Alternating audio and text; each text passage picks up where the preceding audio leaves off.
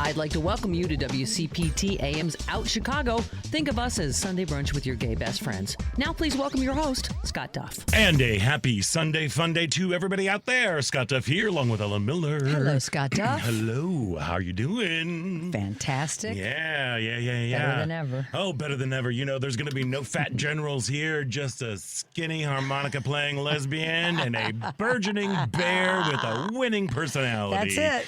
Dear Lord. And we're actually pre-recording the show today. I am getting ready to go to, I'm at a wedding right now. Oregon. In Portland, Oregon.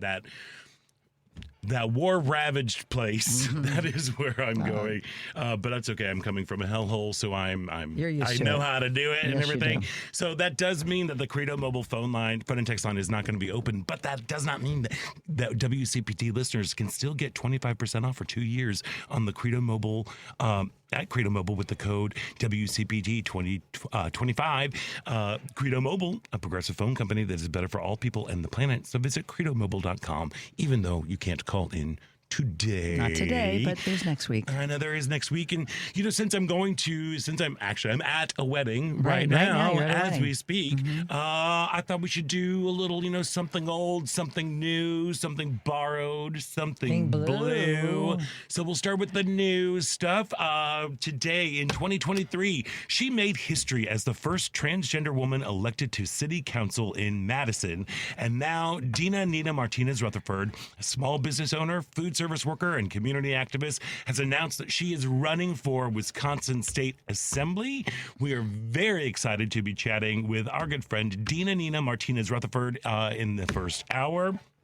And Oyanova presents Queer Quest, a journey to self-discovery. It's an immersive 2-day experience curated especially for 2S LGBTQIA+ Black and Brown professionals in STEAM and mental health.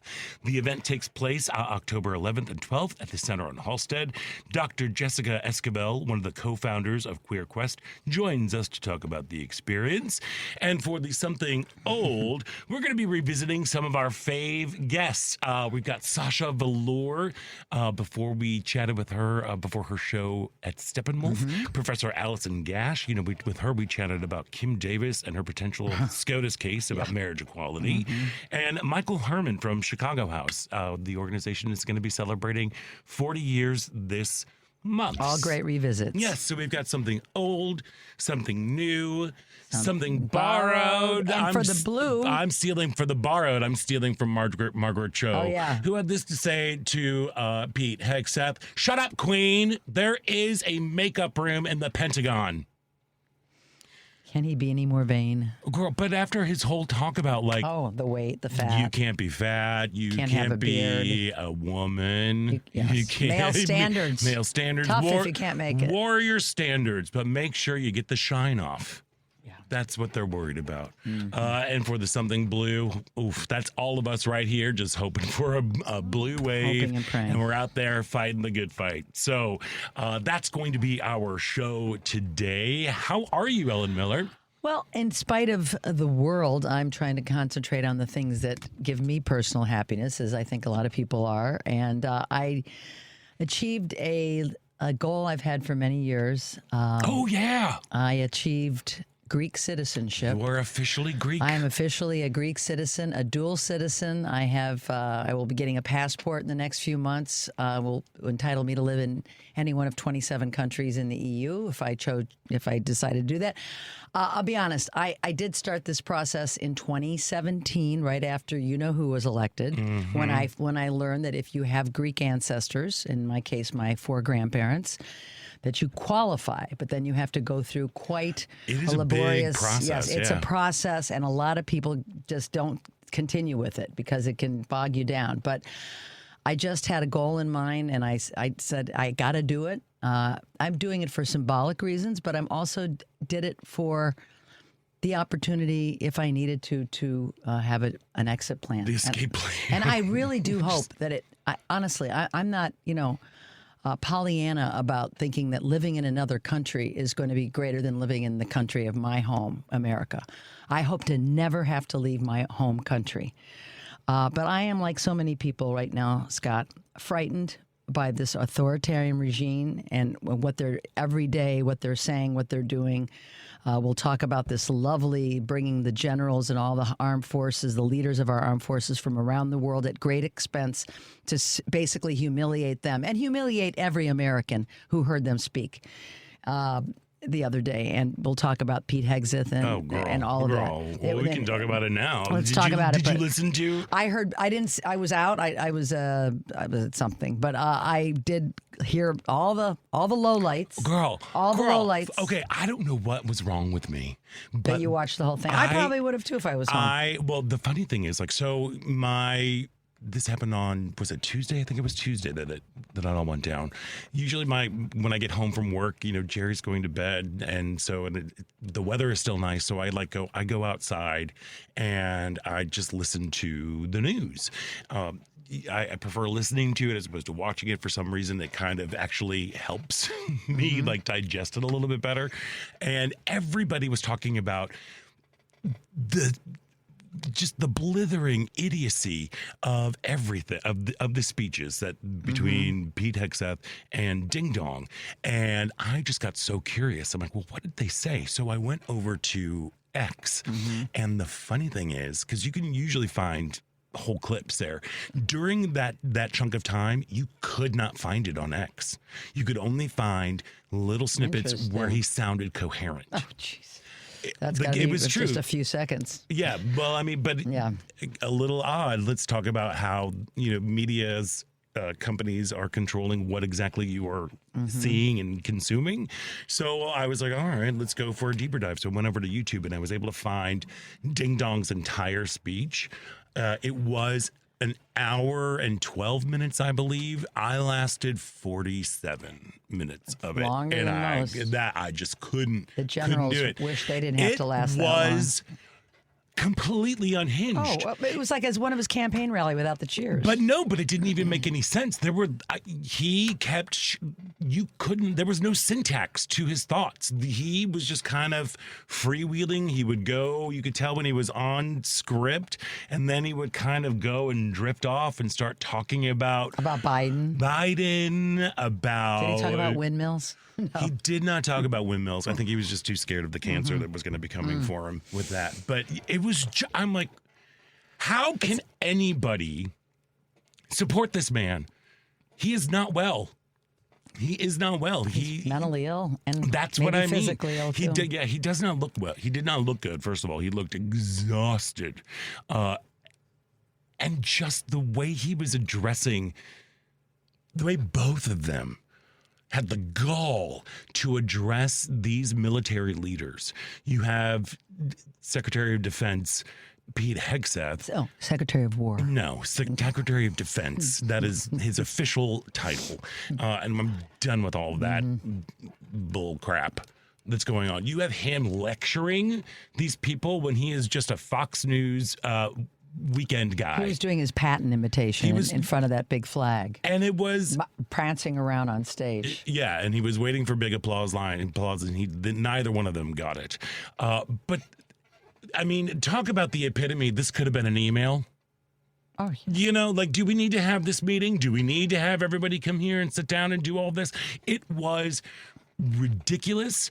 The country looked ridiculous and completely weak. It was one of the most embarrassing things to watch and to consume. And I don't understand how people, especially veterans, are still rooting for this guy. The only thing that came out of that meeting with the military leaders that they had summoned from across the globe to come together in one room so they can say, you got to shave, you can't be fat, and you got to pass a physical, and then an hour and some change of just rambling. The only thing that was achieved from this was it was established that these military leaders have to do what the commander-in-chief says. And that is a little scary. It is scary. And that is a little scary given what is going on. The alternative is a military coup, and they're not going to do that. I mean, that's like, it's either, you're with them or you're not. I know. There's no in between when you're in the military. So it's a little, it's been a daunting kind of week in terms of that political, especially with all of the, ice guys running around. I mean, this whole thing, I want to give a big mad shout out to that delivery guy on the bike. Yeah, he was great. That was just kind of ditching them and just kind of rolling around. He dropped his phone and was able to still pick it up and escape them. But this show of going into Millennium Park and detaining a family on a Sunday afternoon. Girl, going up and down the river like they're in Nam. And getting back to what he said, the enemy is within. This is, to me, the most just disgusting thing a president can say. Yeah, well, he's been saying that for a while. Yeah, the enemy within, and let's practice in our democratic blue cities. I mean, this is the kind of thing that makes me think, thank God I have citizenship in another country, because honest to God, I do not want to have to leave, but this stuff is scary, and I don't see an end to it right now. I don't see anybody in the Republican Party standing up. They are as weak, feckless, and cowardly as any group of politicians I have ever seen in my lifetime. Yeah. And it's absolutely disgusting. They should be ashamed of themselves to let this go on. I know Governor Pritzker called for the 25th Amendment yesterday after, listening to his speech and the rest of what's going on. But people are upset.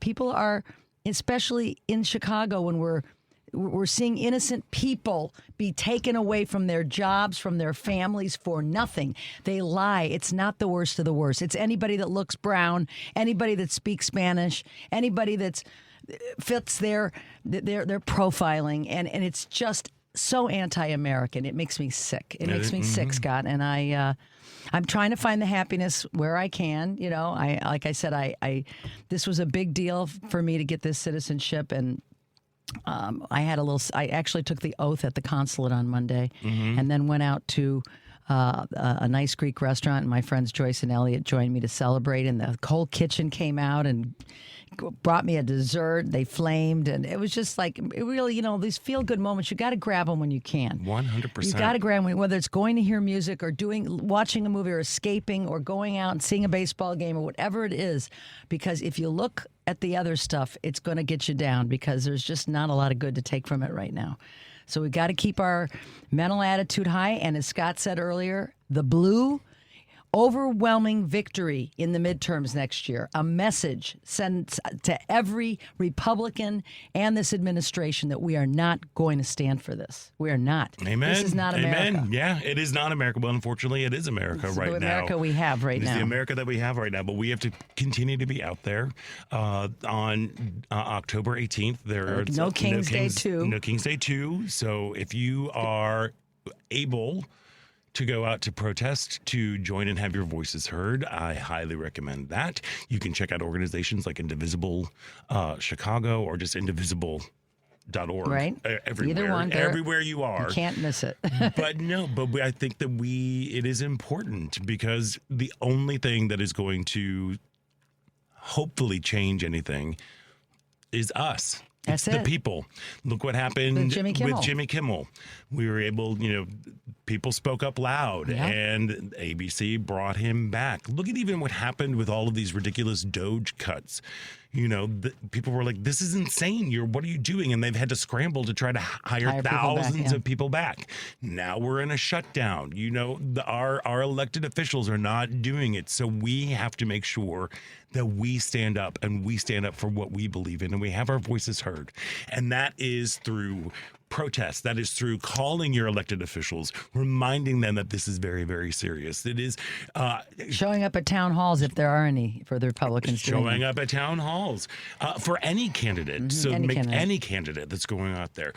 Doing what Governor Pritzker said. If you see something, video it. We have to make sure that this is documented, because we will not let this stand. No. We cannot. Nope, we cannot. We cannot. This is we still have the freedom to express our opinions and to demonstrate and to protest, and we got to do it. There's no question about it. We do. Amen to that. And with that, I think that's a good time. We should probably take a little break. Okay, let's do going that. on right here. But before we go, this part of Out Chicago is brought to you by Team Hochberg. If you are purchasing a new home or refinancing your existing home, call Team Hochberg, your trusted local lender. Tim called to consolidate his debt and was so happy with David's advice, he left this 5-star Google review. David personally called me regarding my refinance inquiry. After discussing my situation, David determined I'd be better served securing a HELOC instead of refinancing. Now, David then spent considerable time providing valuable guidance and referred me to KCT Credit Union for a HELOC. David's reputation on radio for genuinely helping others, even when there's no direct benefit to him, is well-deserved, and I experienced this firsthand. Thank you, David, for your time and integrity. David thanks Tim for his amazing review and strongly encourages everyone to read Team Hochberg's nearly 600 5-star Google reviews. David helped Tim and thousands of WCPT listeners, but he can't help if you don't call 855-563-2843 or visit the website you know and love, 56david.com. That's 855-563-2843 or 56david.com. Lower.com, equal housing lender, NMLS 1124061. We are going to take a quick break, and when we come back, we are speaking with Alderperson Dina Nina Martinez Rutherford, the first trans woman elected to the Madison City Council, and she is now running for Wisconsin State Assembly. So stick around. You're listening to Out Chicago right here on WCPT Heartland Signal.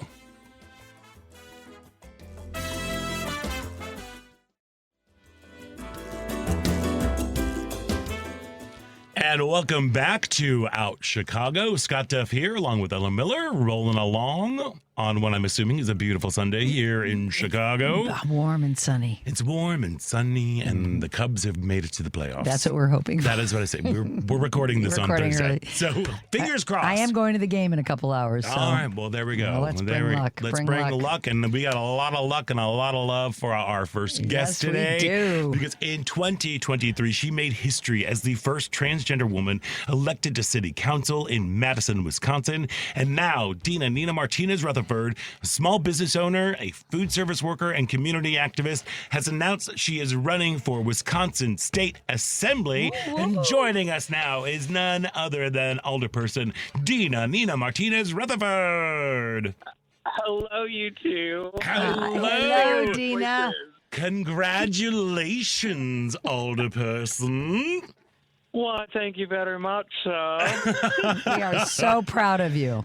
So thank you. So very, very proud of you. Like I'm grinning from ear to ear right now.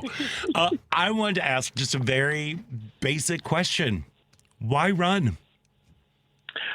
Well, I think these times demand that people stand up and show up, and that's what I do.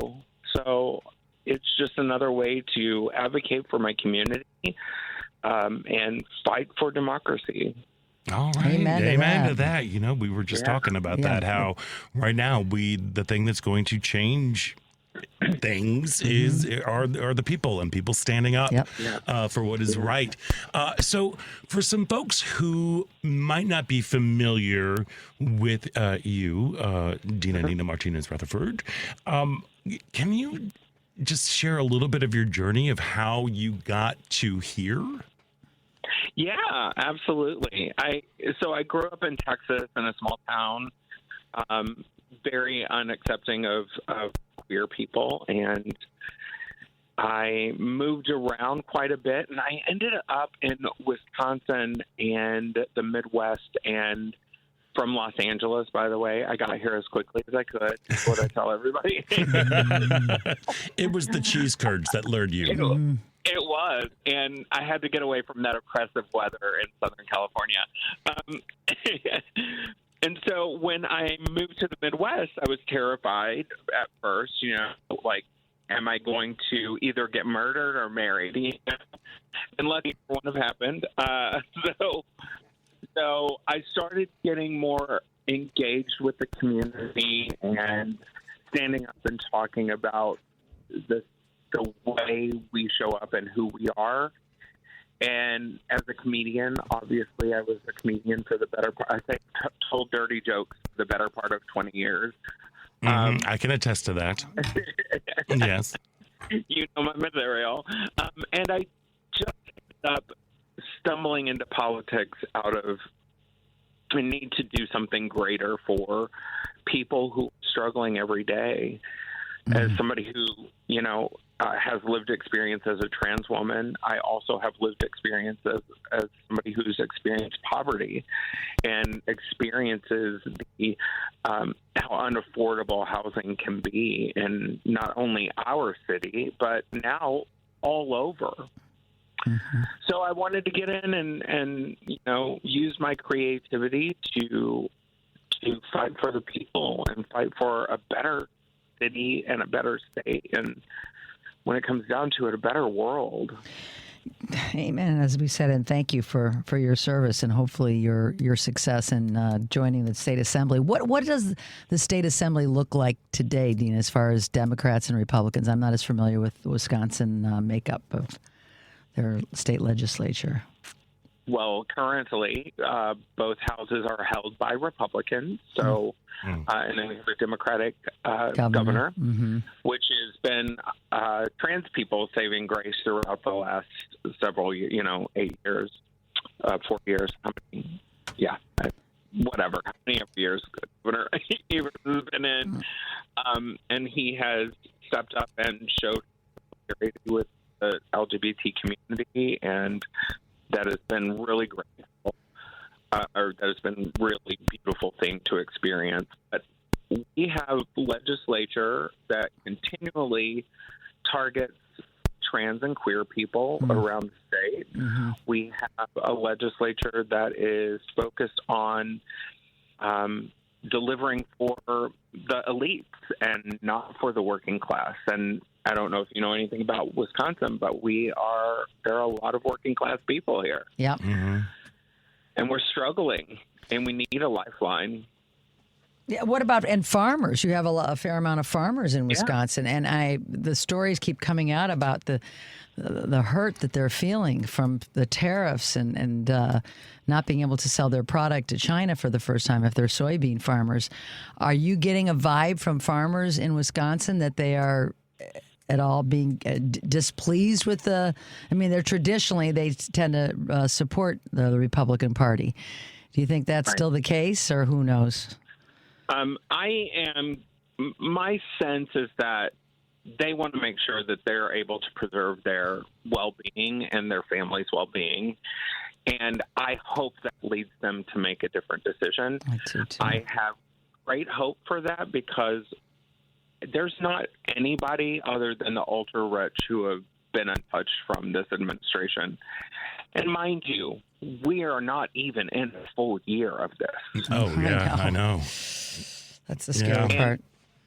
And for so many years, the party that has appealed to the working class has said, we are going to fight for you.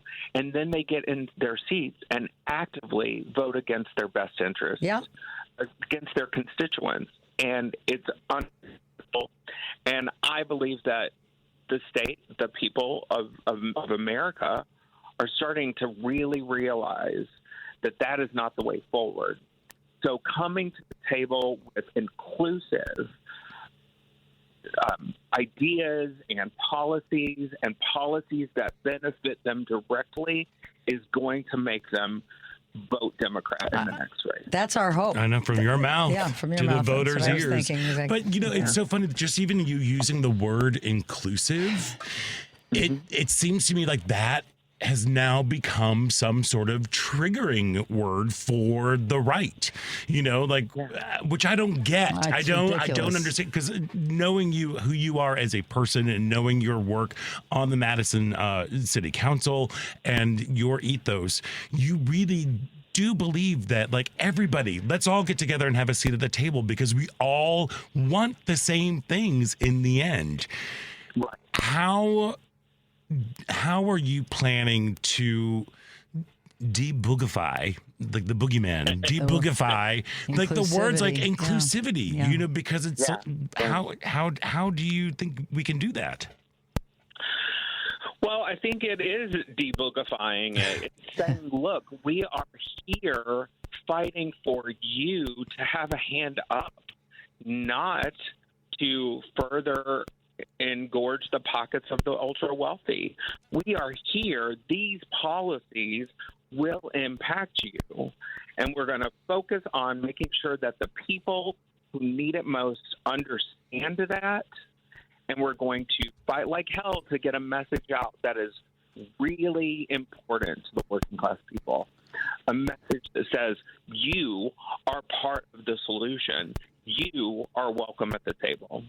Yeah, hopefully those words will ring true of them now that they're, we say that as the Democratic Party, we're going to help you. We care about the working class people. They tend to ignore that. But now they're getting kicked in the gut by this administration. And hopefully those words will ring true for them, and they will make the right decisions, the correct decision, I should say. Who's your a decision that preserves our way of life? Yes, preserves the ideals that America was founded upon, that preserves the dignity of all people. Absolutely.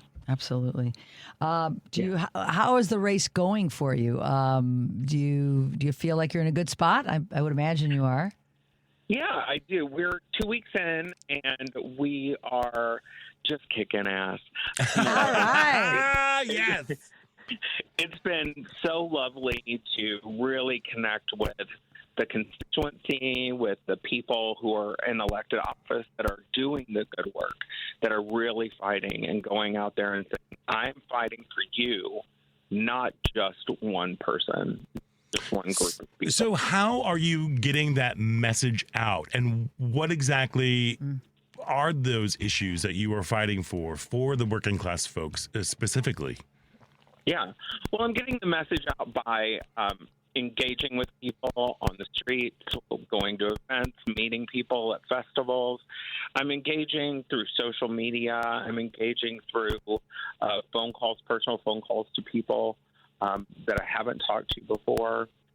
And the policies that I'm bringing forward are policies that make sense, overturning Act 10 so that we can so that labor can get a seat at the table and make sure that workers' incomes and the wellness and the well-being of people are preserved, because unions empower the people, and the people empower our economy and empower this state and this country. We are building better infrastructure to help support schools. No child should have to go to school hungry, and they should be able to eat. And when they get there, they should be able to learn. Mm-hmm. And they should have the resources to learn. We are going to fight for more affordable housing, not only in Madison, but throughout the state. We're going to fight for a fairer deal for cities that are struggling. We have shared revenue model here in Wisconsin, and the Republicans make up that formula, and they've been punishing more progressive cities, when we know that when more progressive cities do well, it impacts the bottom line for the entire state. Mm-hmm. It impacts the wellness of all the people in the state.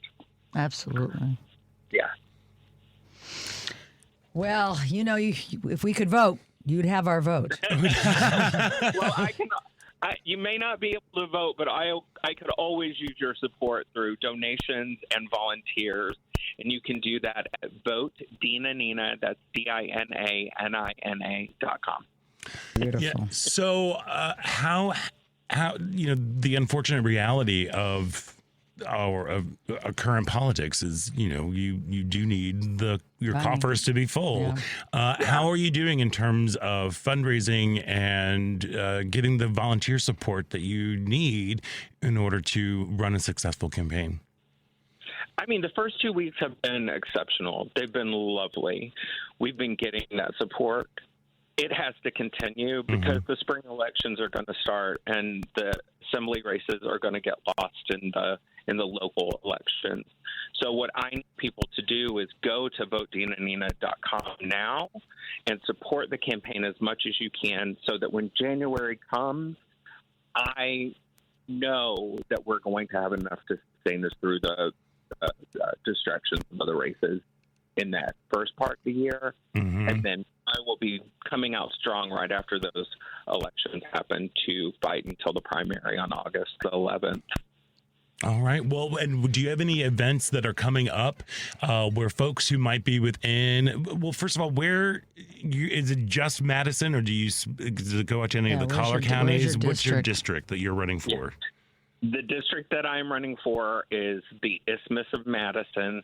So it is a geographically small district, but a very dense and incredibly compassionate and loving and passionate about democracy. Beautiful. District. That's what we need. Yeah. That's what's going to get you there. Yeah. And are you getting it? Like, do you have some events that are coming up? So if people who not only want to follow you on social media or go to votedinanina.com to find out more information, if they want to see you in person, do you have some events that you are planning in the coming weeks? Yeah, we're in the process of starting to roll out some events that are coming up. If you're willing to sponsor a house party, if you're willing to host us in a restaurant, please reach out to the campaign. Let us know. We would love to come there. I will leave Madison to get your support. So, will you tell some jokes too to get our support? I mean, I'll probably be charming and cute and hilarious, but maybe not jokes. Okay. All right. Well, we'll take the cute and hilarious. Yeah, we always charming, rather. I'll throw some quips out. Perfect. Well, here's the thing, Nina Martinez Rutherford. We have known each other since Jesus was in diapers, it seems like. And I am so proud of you, and I know who you are as a human being, and Wisconsin would be in such great hands having somebody who is as generous of spirit, who is compassionate, empathetic, and a fighter at the same time. You are a compassionate warrior. So I am looking forward to following your race. Again, if you want to find out more information about Nina Martinez running for Wisconsin State Assembly, go to votedinanina.com. And if you can get out to see her at an event coming up, please do so. I think you have some really wonderful ideas. Alder Martinez Rutherford. It's so weird still hearing that. I know. Well, best of luck to you. Yes, if there's anything that we can do, the door is always open to you here in Out Chicago. Well, thank you so much, and I'm grateful for all the work that you two do and for showing up and talking about the real issues. Thank you. Thank you. Well, they don't get more real than you. Again, go to votedinanina.com. Nina Martinez Rutherford, thank you for joining us today, and all the luck. All the luck. All the skill. Take care. Thank you. All right, we're going to take a quick break, and when we come back, there is more Out Chicago right here on WCPT Heartland Signal.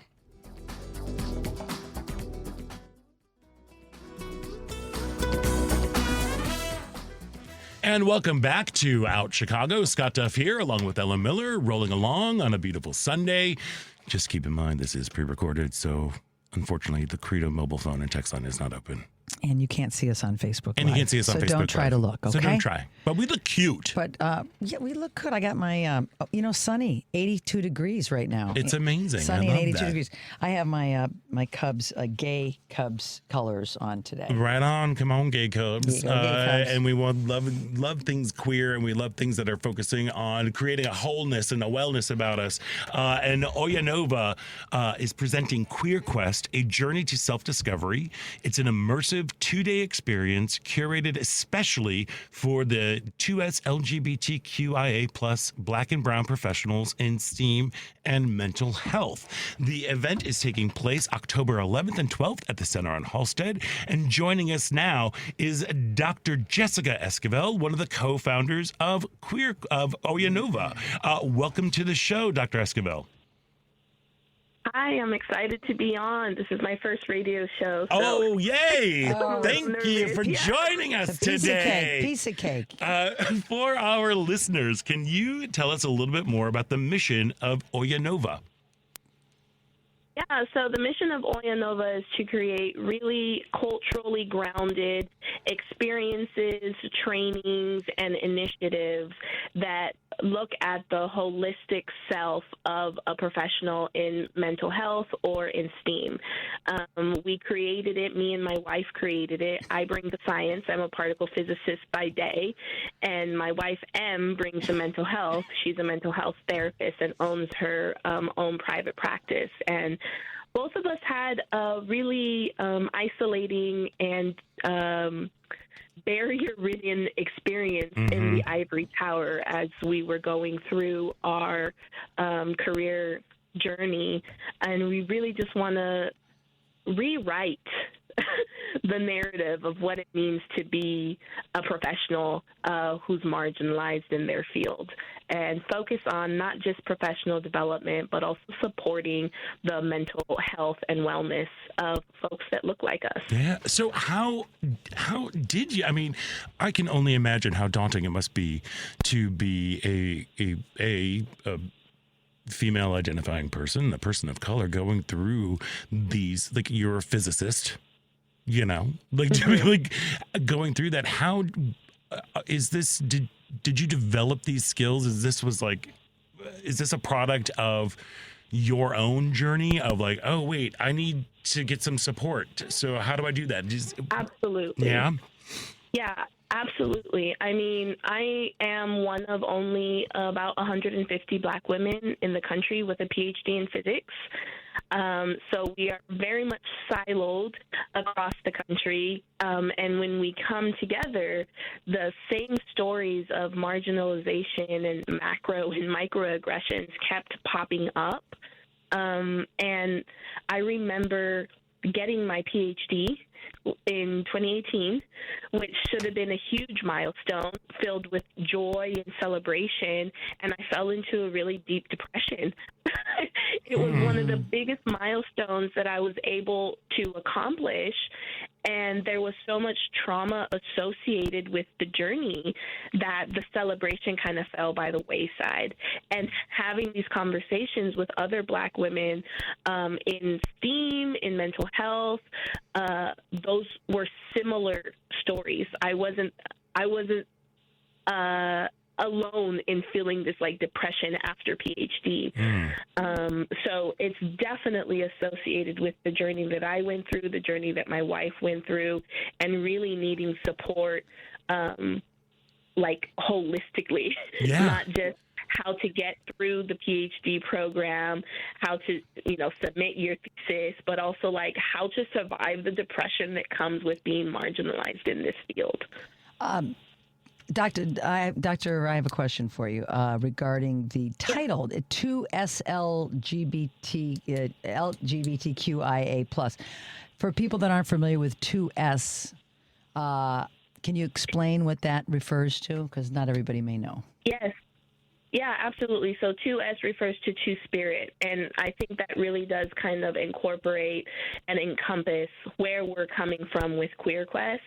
We want to really so I'm a particle physicist, so there's going to be a whole bunch of science in quantum mechanics, and it's actually a UNESCO International Year of Quantum Recognized Event. Beautiful. But we're kind of flipping it on its head and using quantum mechanics as a framework for liberation and tapping into our ancestral wisdom and our ancestral history, and that's why we really wanted to focus on highlighting the two-spirit in the LGBTQ, diaspora and community, because our indigenous community, our indigenous brothers and sisters, they have wisdom that especially in academia, in science, in research, we tend to neglect or ignore or erase.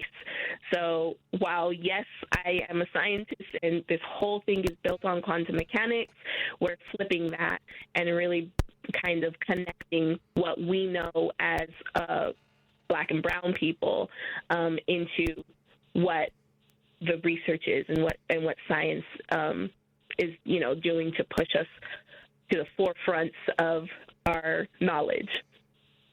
Amazing. I'm like, wow, this is Beautiful. amazing. It's a lot So going what is planned when you are hosting Queer Quest, A Journey to Self-Discovery, October 11th and 12th at the Center on Halstead? Oh my gosh, y'all don't even know. About to find out, though.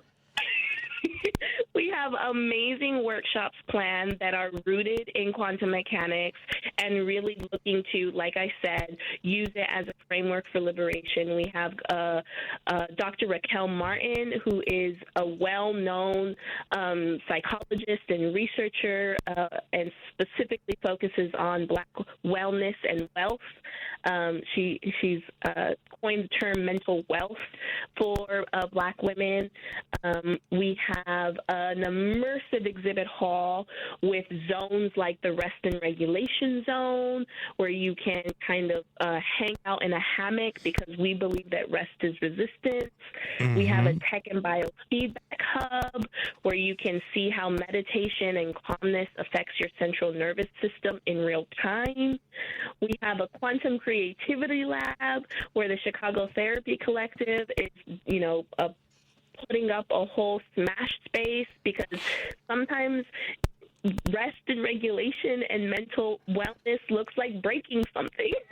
Yeah. So we have that set up in the exhibit hall as well. And then we have a slew of parallel sessions.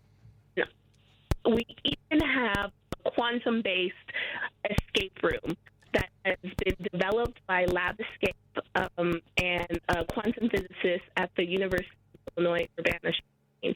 So they are picking up their escape room and dropping it in Queer Quest. Oh. And that'll be available for the attendees over the 2 days. So it's, yeah. That is amazing. We got all of the things. You are all of the things right now. Like that's one of the things that's making me feel so happy, because, one of the trendy things right now, or the past couple of years, is all about like self-care. And, while I appreciate it, I think people don't quite understand the science behind it, like the actual benefits of what hanging out in a hammock is, or of breaking something, or taking time to replenish the well. And from what I'm hearing from you is that not only are you going to have those times to replenish the well and to experience self-care, but you're also exploring the science behind it. Absolutely. Nail on the head.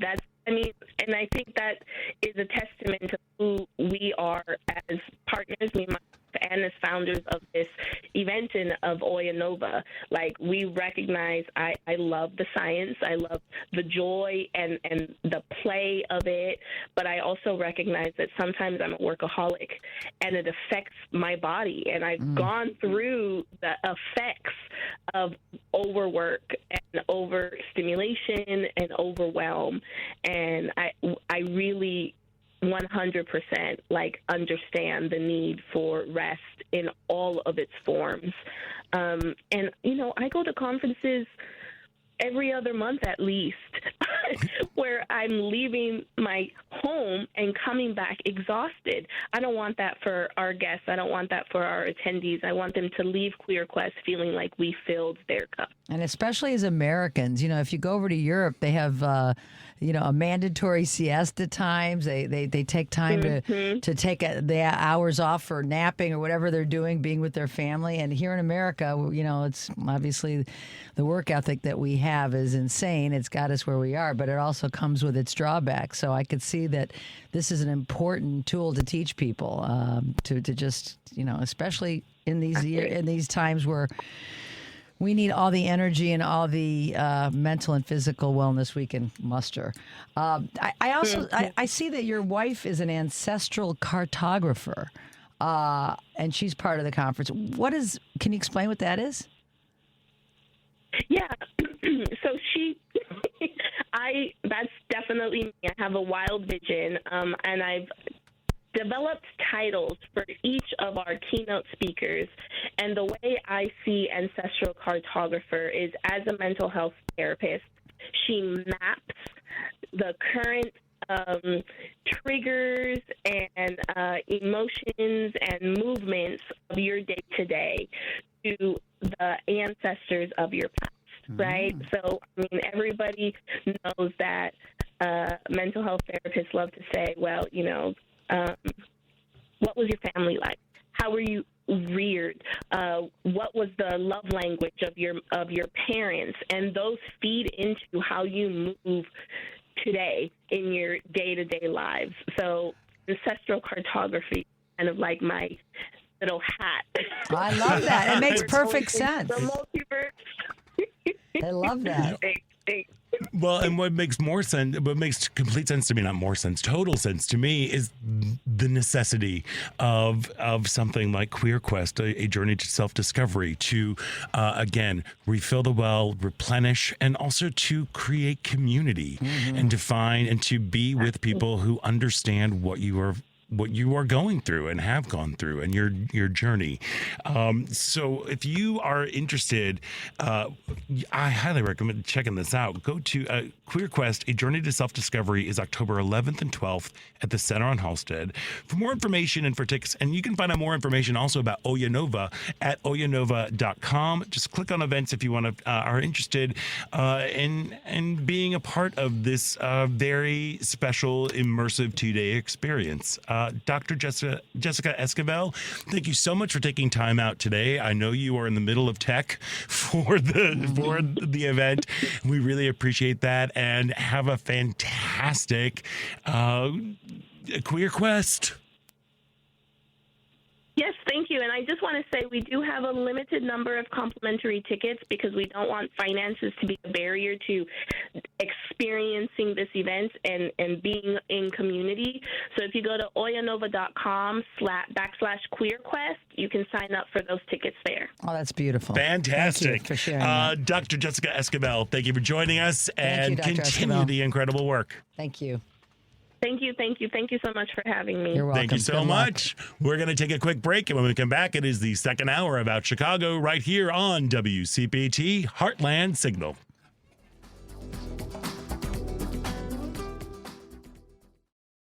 I'd like to welcome you to WCPT AM's Out Chicago. Think of us as Sunday brunch with your gay best friends. Now please welcome your host, Scott Duff. And welcome back to the second hour of Out Chicago with Scott Duff here, along with Ella Miller. On this beautiful Sunday. On this beautiful Sunday. That we know is going to be beautiful. That we totally know is going to be beautiful because we were recording this on Thursday. Yes, we are. Yes, I am at a wedding right now in war-ravaged Portland, Oregon. Fortunately, I'm coming from a hellhole, so I'm able to handle myself quite all right.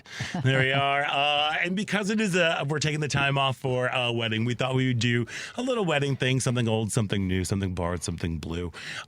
We are definitely the blue part. And now we're entering into the something old portion of our show today. We thought it'd be kind of great to revisit some of our fave conversations from this summer. And I was thrilled to have the opportunity to chat with drag legend Sasha Velour before her run. She's fabulous. She's amazing. Here's our conversation. Right now, so gooped, so gagged right now because waiting on the phone is... Y'all, you need to run, don't walk to Steppenwolf Theater because critically acclaimed drag queen, visual artist, speaker, illustrator, author, and winner of RuPaul Drag Race Season 9, Sasha Velour is coming there this weekend, the 1st through the 3rd, for a special show. And joining us right now is none other than Sasha Velour. Sasha, welcome to Out Chicago. Hey, Scott. Hi, Ellen. Hi. Thanks for that glowing introduction. Girl, Of course, look, you here's the deserve it. thing. I have a problem with bursting into tears. I got to try and keep it under whenever I control. talk to somebody who I just absolutely adore. One might say I'm so emotional, but I am so thrilled to be speaking with you. You are one of the most brilliant. I was saying this earlier. I was comparing you to Beck earlier in the show, you are an artist and you are doing exactly what you are supposed to be doing. And I thank you for that. Thank you so much. I needed that encouragement on this fine day. Oh, so thank you for that. Oh, well, well here's deserved. the thing. Like, for folks out there, who might not know, how did you get your start in drag? The most roundabout way imaginable. I was literally laying out books for a comic book publishing company, and I just could not stop dreaming of drag numbers on my commute to work. And eventually I started entering little competitions around the city.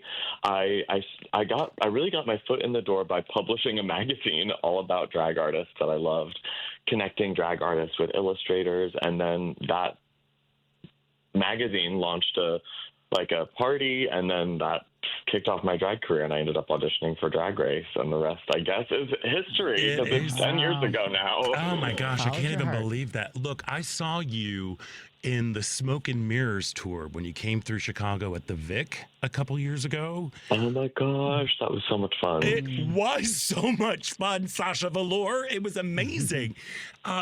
Again, this just kind of reinforces, like, you are an artist to the core. You are trained as an illustrator.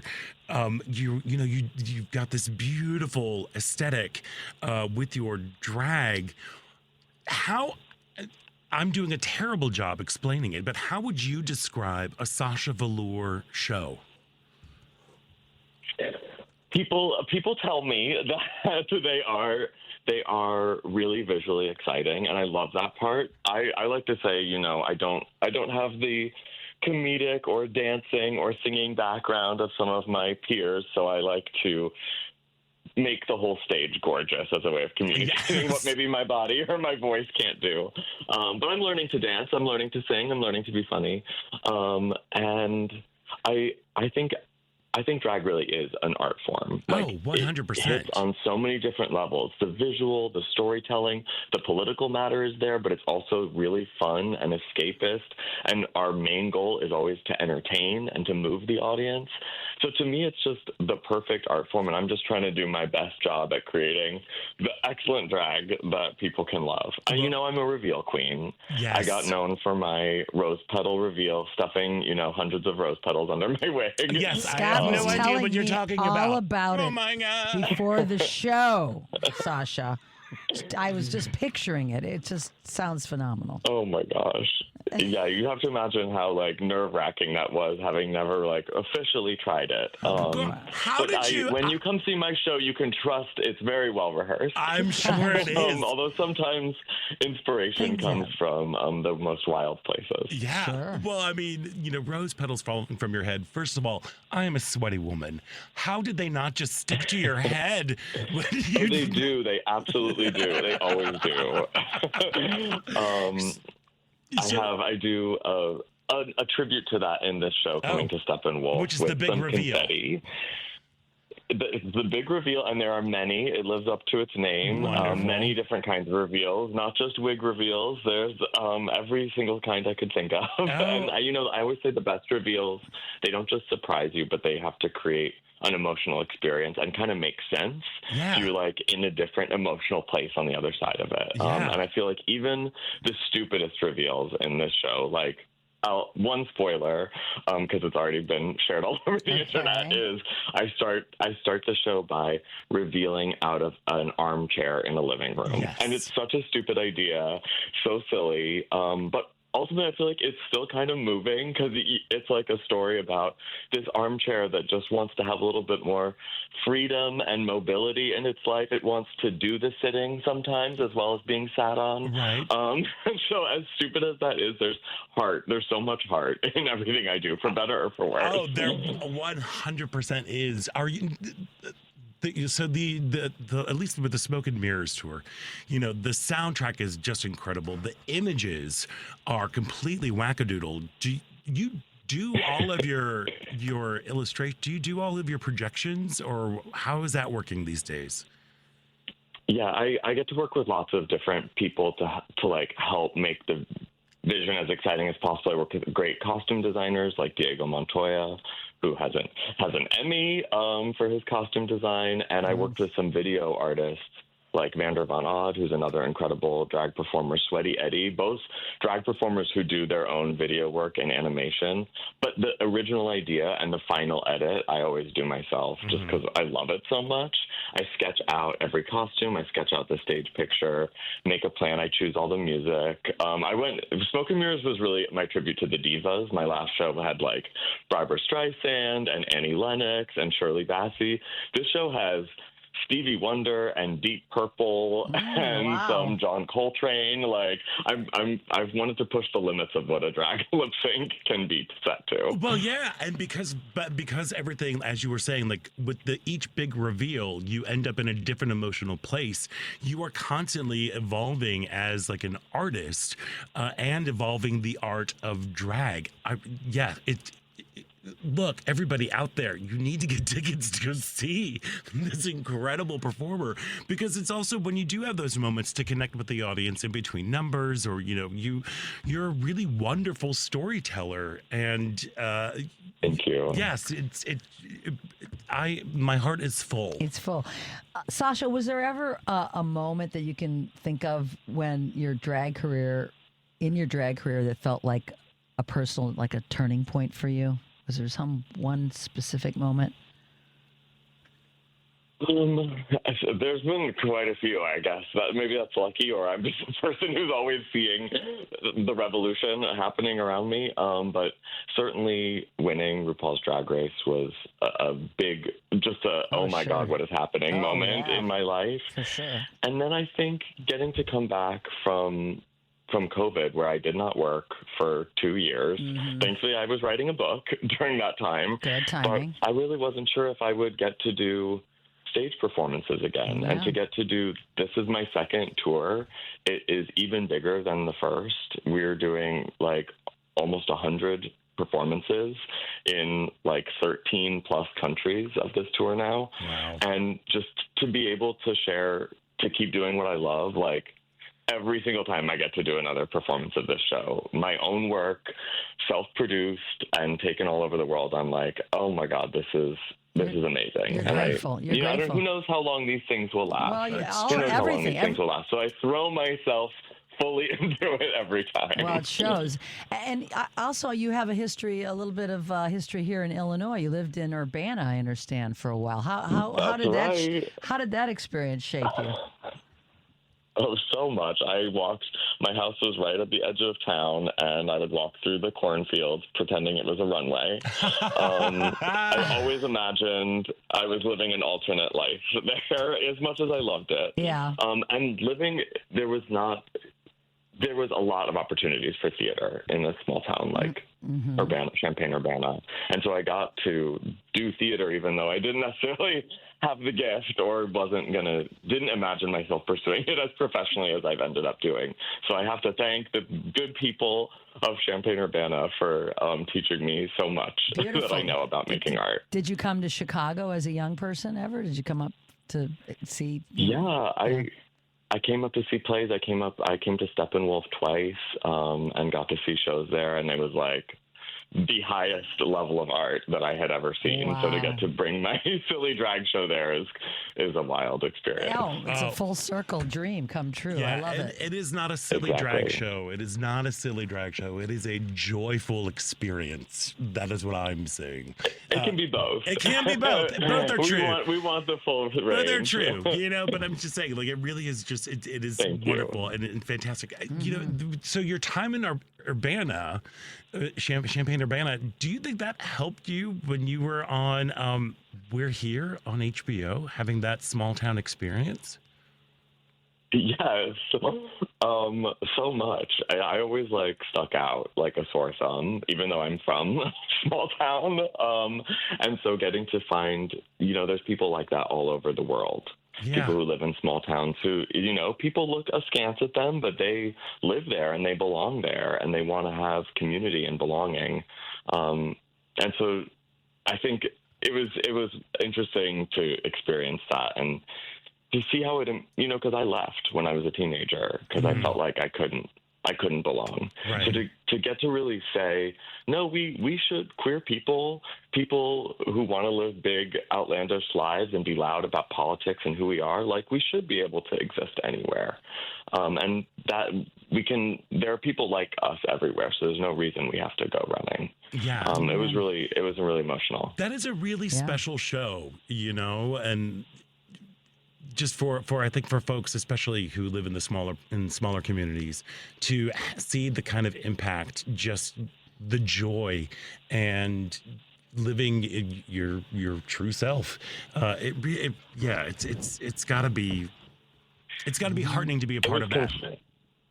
It was heartening to connect with the people like us, and it was frightening to see how much hatred and misinformation there is about queer and trans people. And I think, like, there's this feeling, especially when you go to Tennessee and Oklahoma or even rural Illinois, that it's getting worse in some ways.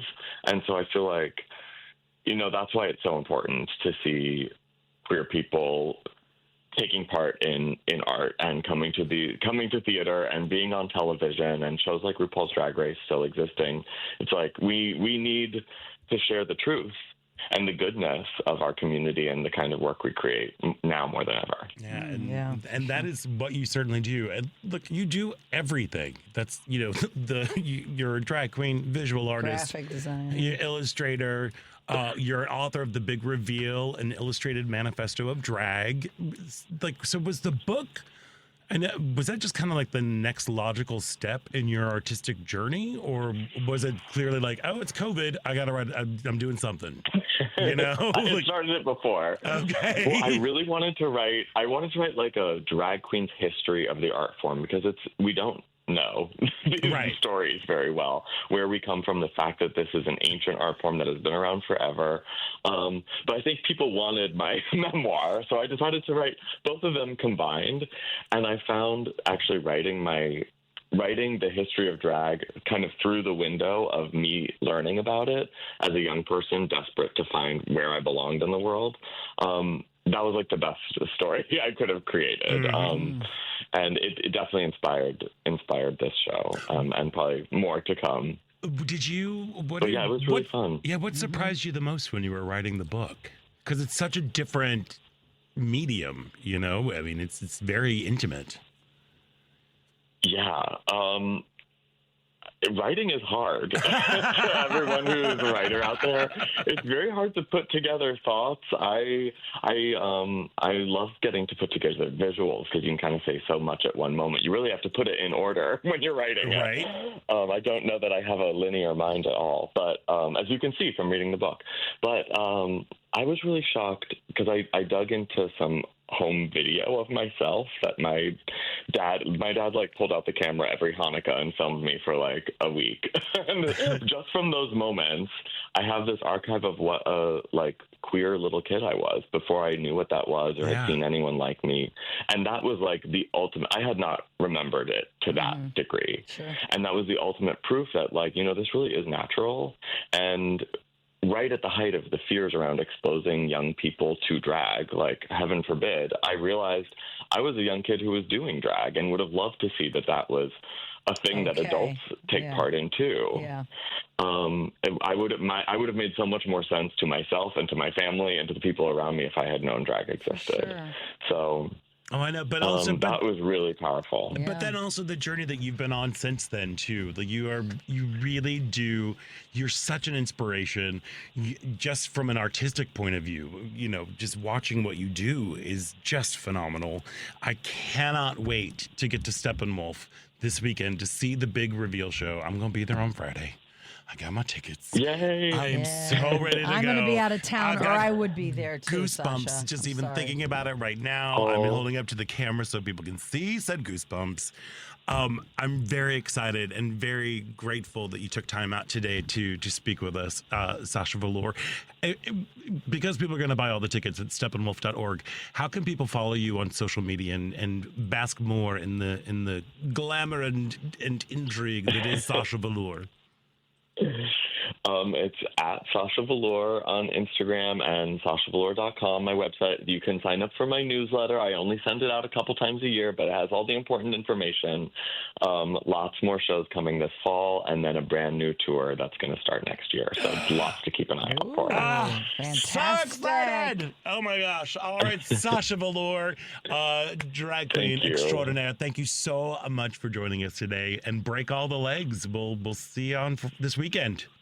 Thank you, Scott. Thank you, Ellen. Thanks for having me in a great convo. Great to have you, much Sasha. love to you guys and your audience. Bye. Back at you. Bye. Thank you. Oh, what a doll. I know. I knew she would be. I knew she would be. Did not disappoint. Not disappoint. And I'm telling you, run, don't walk to Steppenwolf. Yes. I wish I was going to be in I know. town. I know. Ellen, you should be a little sad. I am. About that. I'm a lot sad. I know. But oof, let me tell you. Well, listen, I'm going to be gooped and gagged as we go into She'll be back. She'll be back. She'll be back. Those of you that have a chance, go see her this weekend. I know, but we need to take a break, and then we'll be back. Yes, we will. With rising country music star Brooke Eden, who's coming in for Market Days next week. So stick around. You're listening to Out Chicago right here on WCPT Heartland Signal.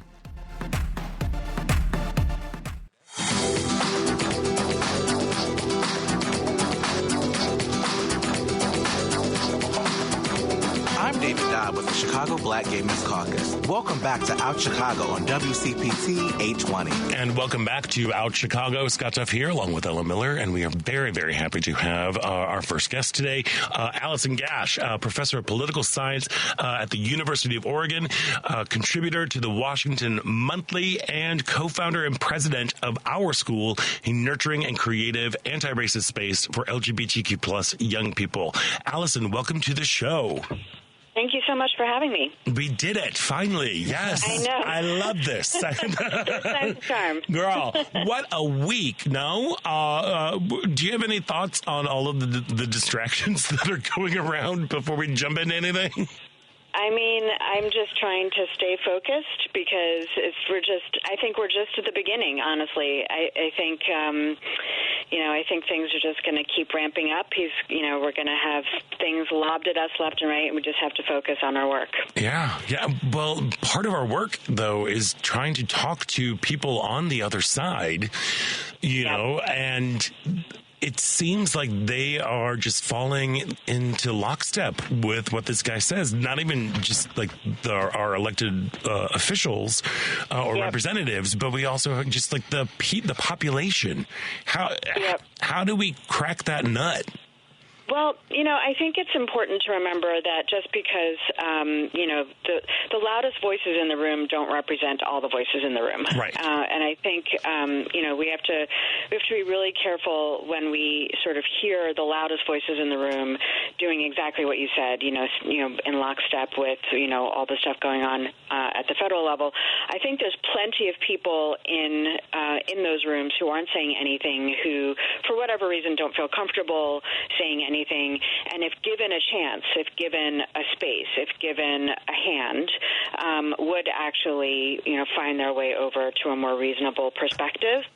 And so I think providing opportunities for collaboration, for providing opportunities for that kind of allyship building across the aisle is really important, because I actually do think there are people out there who are frightened, who realize either they made a mistake at the polls, or this is not the party that they signed up for, and want a way out, and are trying to figure out what that way out looks like.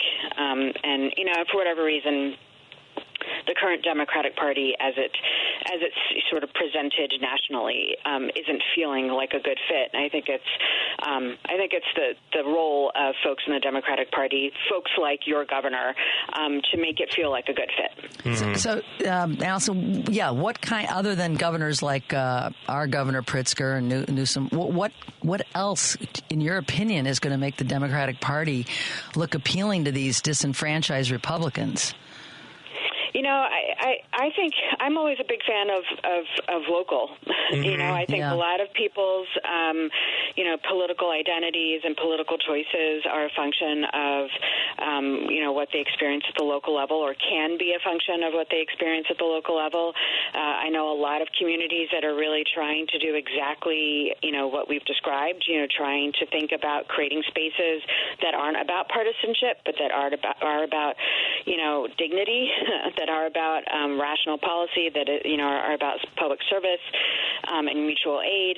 And I think if we can continue to do those things, but with some amount of discipline, right? Not just sort of scattershot, not ad hoc, right? Depending on who feels compelled to do so, but really being thoughtful about how we do it and investing some resources into it. I think that's the way that we pick off folks in some of these communities, because it doesn't take a lot. I think that's the story that we're told time and time again, is that the margins in some of these places, not all, right? Certainly not as many as we had hoped in the last election, but often it is the case that the margins in some of these places are pretty small. So it doesn't take a lot of that kind of work to make a difference. True. Yeah, and I do love the fact that you're focusing on let's giving back to the community and mutual aid and finding things that from a local level. I think that is a brilliant place to start to have these conversations and to reframe it towards we want the same things. Yeah. It's just how we go about them. That's where there's a difference. Exactly. Yeah. Yeah. Ugh, girl. It's just so much, Yep. And then last week we saw the resurgence of Kim Davis. For folks who might not remember who she is, she is the Grumpy Cat sister wife, county clerk from Kentucky, who was jailed for refusing to issue marriage licenses to same-sex couples, and now she is trying to bring her case to the Supreme Court. What exactly is going on, and what are some of the ramifications of that? Yeah, so this is the gift that keeps on giving, as it were. So she, right at the beginning, right when Obergefell versus Hodges was ruled, and the Supreme Court lifted, the remaining bans on same-sex marriage. Right, Kim Davis says, I'm not gonna issue these marriage licenses. I'm not gonna do it. It's against my religious convictions. So she goes to court, and there are a series of various court battles, some of which she instigated, some of which the folks who were denied wedding licenses instigated. It came to pass that, alas, she needed to provide those wedding licenses, but what her state did is essentially provide a way for the clerks to have their names removed from the wedding licenses, which appeased her. So she felt, okay, all right, I can, quote unquote, sign my name to these wedding licenses so long as my name doesn't show up there, then I'm not associated publicly with same-sex marriage. But several of the couples that were involved filed suit in civil court and essentially said, we want damages for the treatment that we received from Kim Davis. And so, through a series of those court cases, there were jury awards awarded to some of these couples. And she has decided that she doesn't want to pay the money that she is required to pay these couples for the damages that she caused by not giving the wedding licenses. So this particular case is not about her right to not offer wedding licenses, because she's, the state sort of fixed that for her. Her particular case is about not wanting to pay the money that she has been told she has to pay by, several levels of courts.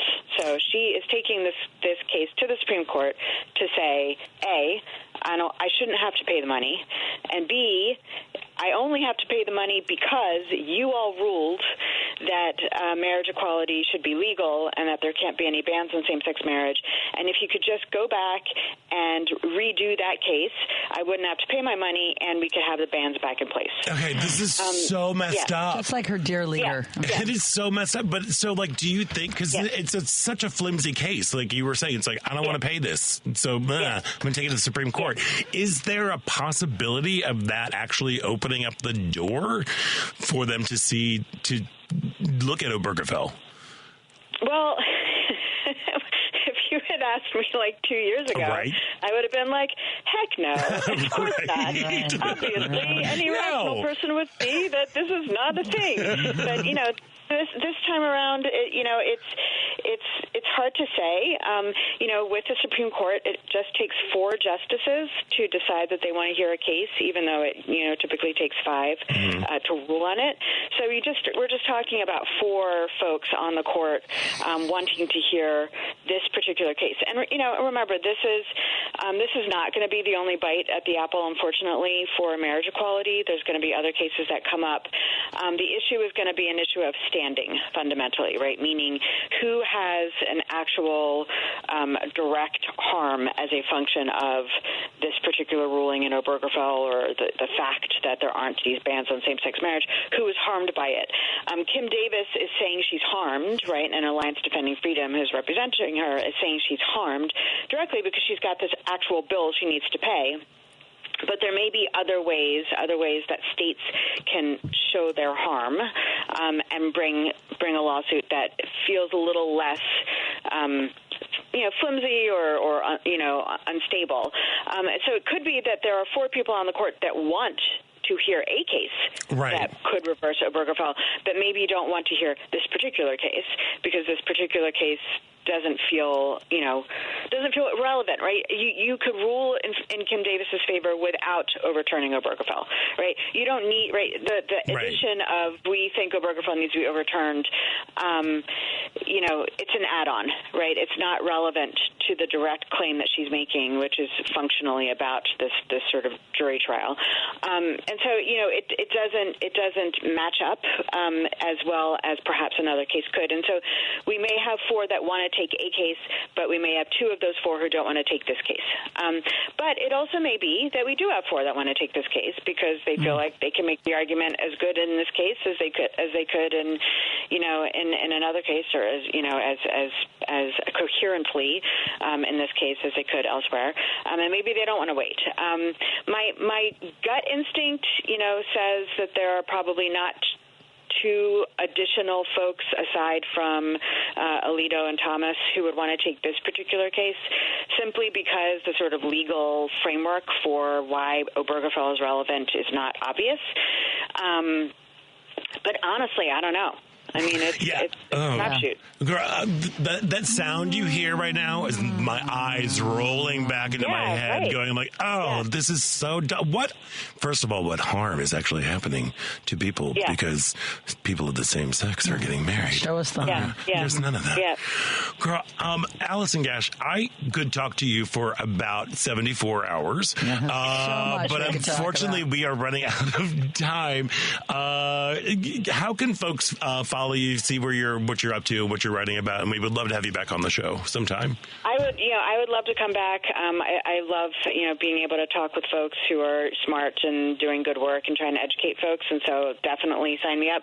I write quite a bit for Washington Monthly, so you can always find my stuff there. I'm on Instagram at Allison Gash. I'm on Blue Sky at 4Bs, FOURBEES. And you can always reach out to me via my email, which is gash@uoregon.edu. Well, Professor Allison Gash, thank you so much for taking time out. Thank you for really breaking down this Kim Davis case, because it's just stupid. Yeah, it's as loony as we thought it was. Thank you for that. Yeah. It is literally as stupid as you thought it was. Yes, there we are. Okay, good. Thank you for confirming that. You're welcome. Allison Gash, thank you for joining us today. Enjoy a beautiful Sunday. We are going to take a quick break, and when we come back, it is the second hour of Out Chicago right here on WCPT Heartland Signal.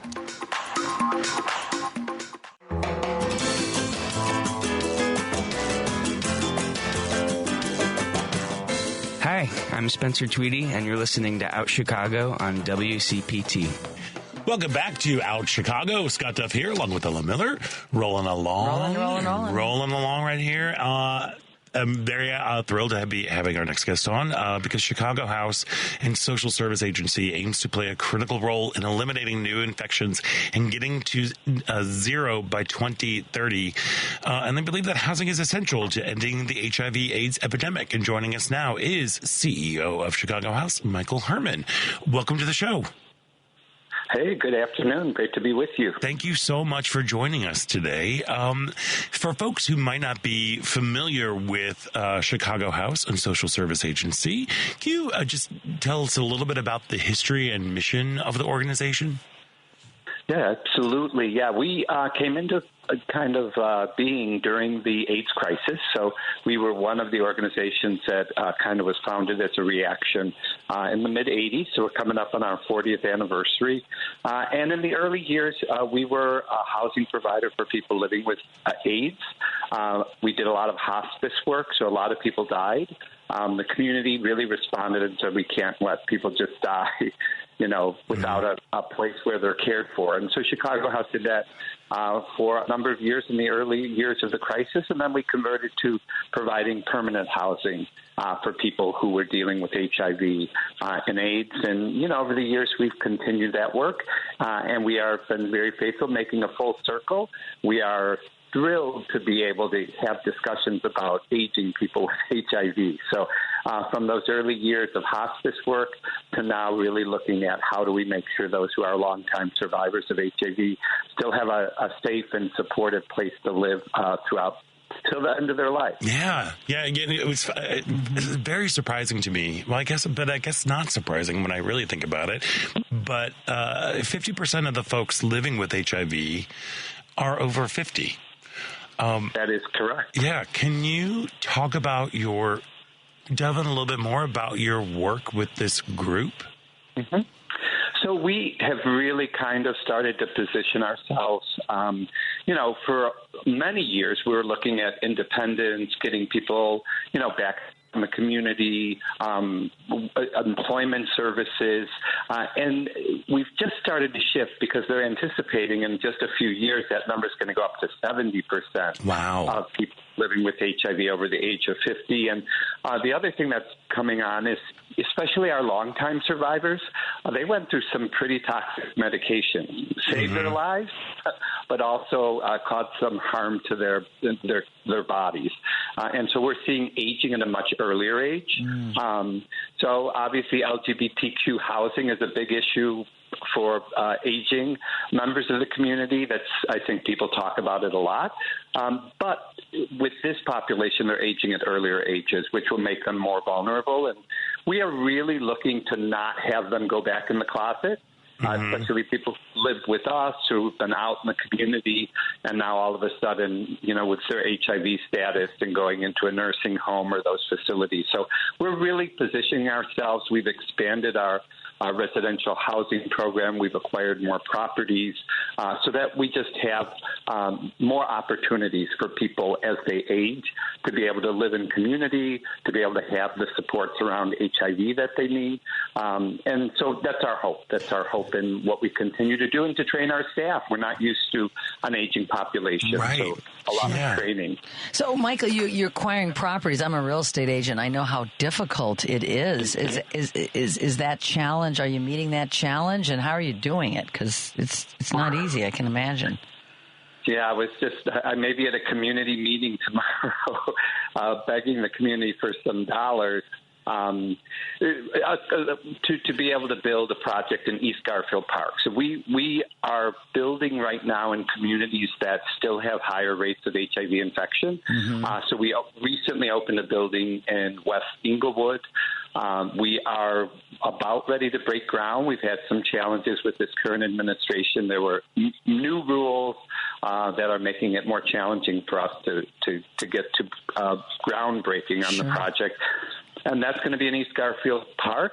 And recently we acquired some properties that had been previously managed by Heartland Alliance. And so those are in North Lawndale. So with that, we're going from 55 units of residential housing to nearly 150 units. So it's about a tripling of our housing portfolio. So most of those, some of them are new properties and some of them are acquired properties. So kind of a combination. But those usually a new property, Garfield Park, has been in the pipeline for 3 or 4 years, and we're hoping to get a shovel in the ground come before the summer gets fades away. So that's challenging. That's our hope. But good for you. It sounds like you're making some good inroads, and those are the neighborhoods where you need to be. So property isn't quite as challenging, but it is still challenging. So good for you for getting there. Our partnerships with the city and the county. In fact, the project in East Garfield Park, we're using the Cook County Land Bank, so they're vacant properties. So we're really, I have a mind for development, so I want to develop in neighborhoods. We did that years ago. We developed in Uptown. We developed in Edgewater. Those are communities where our buildings are now in thriving communities. And that's the goal here as well. As we acquire some vacant properties and build, we know that those properties are going to be able to serve populations and have all those neighborhood services that are so important. Beautiful. So that's our hope in those areas as well. Excellent. Good plan. Thank you. And it fits perfectly in with the whole tenet of Chicago House and Social Services Agency with housing as healthcare, which I think a lot of people may just take that for granted. Yeah. It's really, we were kind of, I'm going to call it trendsetters. We weren't the only ones. All of us working in HIV work, because you had that combination of the discrimination and people getting kicked out of apartments and not being welcomed back to their families. So health got connected to housing. And so the early work of the AIDS crisis was about saying, if we can't do health care, if we can't get people housed. Right. And that isn't connected to most other illnesses, but it was very much connected to AIDS in the early years. And so we started saying that all the time, housing is health care. And now that's very common. You'll hear that all over the place. And this is some of our concerns right now. There's a big push away from, the administration is pushing people away from permanent supportive housing. And in fact, that's really how we've been able to maintain such good health for people, especially of lower income levels with HIV, is making sure they have stable housing. So that housing is health care. We know saves the system a fortune. So that is what we're kind of currently battling for. How do we continue to be able to do that for people with HIV so they can live close to a normal life expectancy? So that's our hope as we do this work. Yeah. So just a little bit more on that. What sort of challenges are you running into with this current administration in terms of funding? I know a lot of agencies here in Chicago, just across the country, are like they're preparing for this is the funding. The federal funding dollars might not be there. Yeah, I spent my Friday. I wish I was planning housing and working on new programs, but we were doing scenario planning. And we went through all of our major funding sources, and we determined if we lost this funding source, what would happen. And I'll highlight just one today, and that's there's a funding source called HOPWA, Housing Opportunities for People with AIDS. And that we've depended on that for many years. It's a dedicated fund through HUD that allows us to house and provide support services for people living with HIV. And there is, it's rumored, our hopes is it won't happen. There's a lot of advocacy being done, that they'll start to eliminate those focused populations that are focused on people with HIV. And that would certainly hurt us, but all of the big cuts to HUD would also even have very strong effects on us. And it's a move away from this sense that people don't need permanent housing, that somehow they could get on their feet in 2 years and be good to go for, they don't need any more housing. And that's the movement. And we say permanent supportive housing for people who have behavioral health issues, who have chronic illnesses, who have poverty issues. All these issues, they need more permanency. And that is going to keep them healthy, keep them from, costing the healthcare system a fortune. Those are all things that are very positive, but this administration is moving like people can just take care of themselves. They could get some assistance, and then that's done. I know, and that's like the maddening part about this, because as you were saying, like if you don't receive this money, it's going to cost the taxpayers more money. So that's the part where I'm like, my head would be bleeding from hitting it against a brick wall. Yeah, and speaking of money, Michael, I remember back in the day, Chicago House used to have a fabulous gala and fundraiser. How are you raising funds these days? Do you still do a big gala, or I don't recall? We do. You do? We used to do a gala, but we're still doing our infamous spring brunch and fashion show. And the divine Megan Murphy Big Red was there. And let me tell you, she understood the assignment. She looked amazing. Sorry. Fantastic. So it's passed for the big one has already happened this year. Is that what you're saying? We did. We had it. It's always the first Sunday in May. It was a huge success. Obviously, people were very responsive to the current environment. Yes. And that was very beneficial to us. But I'm always clear with people, because foundations and sponsors are, what will you do, if the government cuts? I'm like, in the housing world, you need public funding. You can't house people permanently without a source of public funding. And so that's a big, we need that combination. The private dollars are so important to really making sure we're what we call full services for people. Not all of that comes through our public funding, but we definitely need the public funding as well. So we're going into a bit of a battle with this, the budget process coming up that could, have very damaging effects. We're mitigating that. We're strategizing. We're advocating around that. But people need to understand this idea of just cutting the HUD budget by 44% is just devastating. Short-sighted. Yeah. Very short-sighted, and ultimately will lead to so many other difficulties. So, Michael, along with, we've got housing as healthcare. I'm still kind of going back into my mind about that statistic of 50% of folks living with HIV are over 50. And, you were saying about how some of the medications earlier on were just like poison. They ravaged the body. There are long-term effects because of it. People are here because of it, but it also did harm.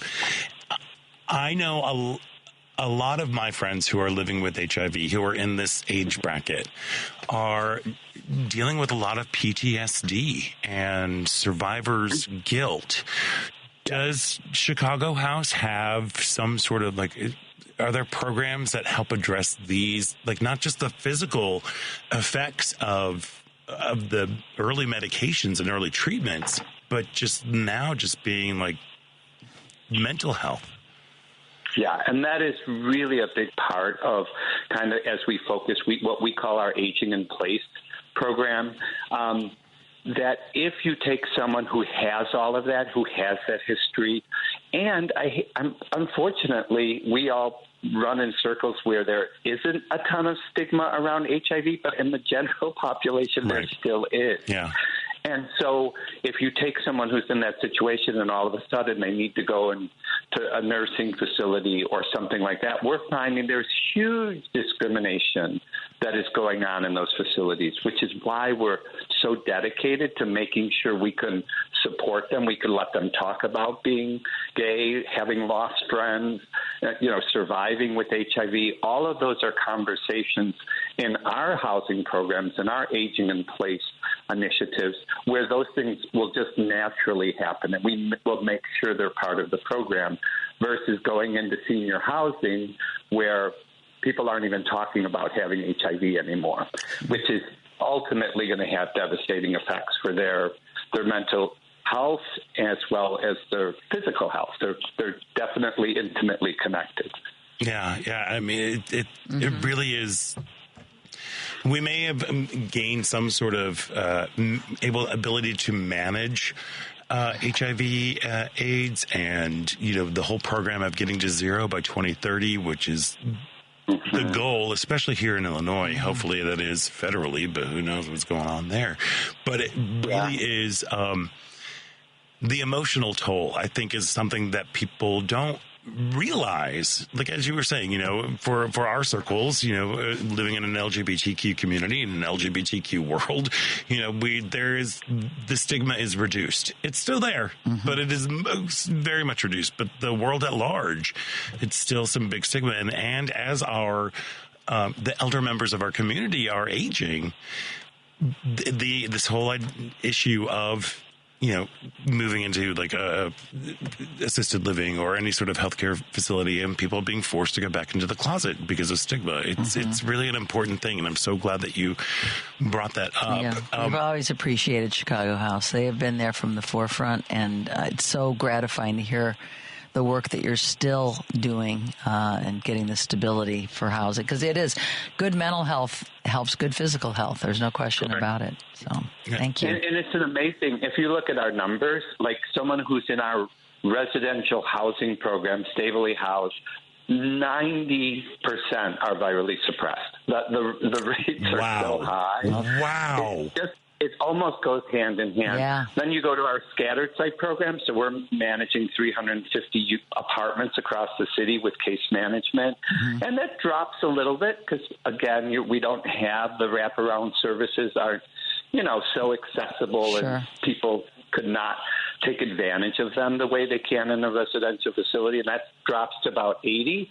And then people who are unstably housed, it drops below 70. Wow. So you just see housing, the radical difference. It is healthcare, and it more than just being healthcare. It really helps people achieve health outcomes, which make HIV not detectable, which is why we're getting to zero. All of those factors kind of come together. Yeah, sure. And this October, you are all commemorating 40 years of service to Chicago. Yes. What's going on with that? So we're going to be having an event that we're going to start putting more information out. We're going to be at the Epiphany Center. I love that place. I love that place.